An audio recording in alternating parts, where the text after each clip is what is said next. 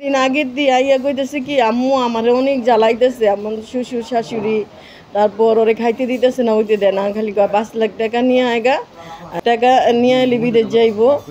আর এই আমি কই কি তো 5 লাখ টাকা নিতে কইছে তো তোমার শাশুড়ি শ্বশুর বউ। পরে আমি এত গ্রাহ্য করি না, মনে করছি দুষ্টুমানি করে।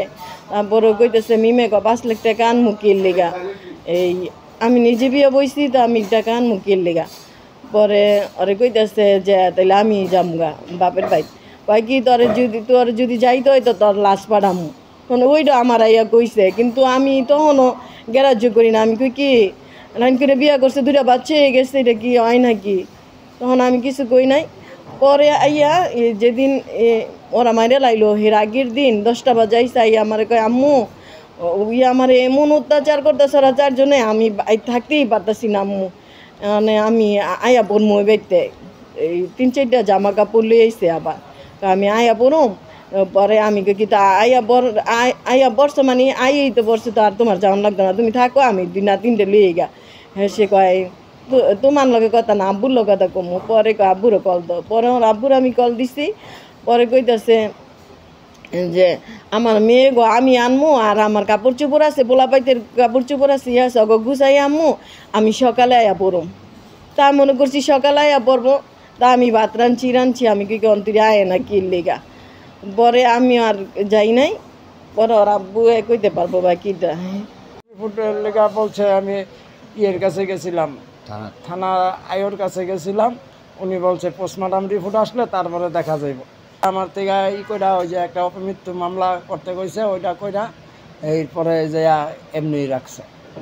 গ্রেপ্তার কোনো কিছু এরকম কোনো আমি পাই না, হিসাব কয় না।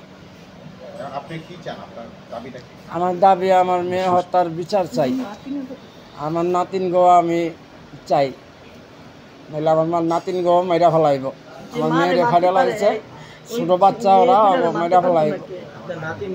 আমার নাতিনরা এখানে, আমার নাতিনরা পাশের যে বারাকটাপুরে একটা পোলা পাইনা ছিল, এগো কাছে বলছে যে আমার মারে আমার বাবা মেয়েরা ফেলাইছে। এরপরে আমার নাতিনগো লইয়া নাই হয়ে গেছে গা, এটা হয়ে গেছে গা। তো চাই যাতে মিমের বিচারটা সুস্থ হয়, আর আমার নাতিনগো ফিরত চাই আমরা।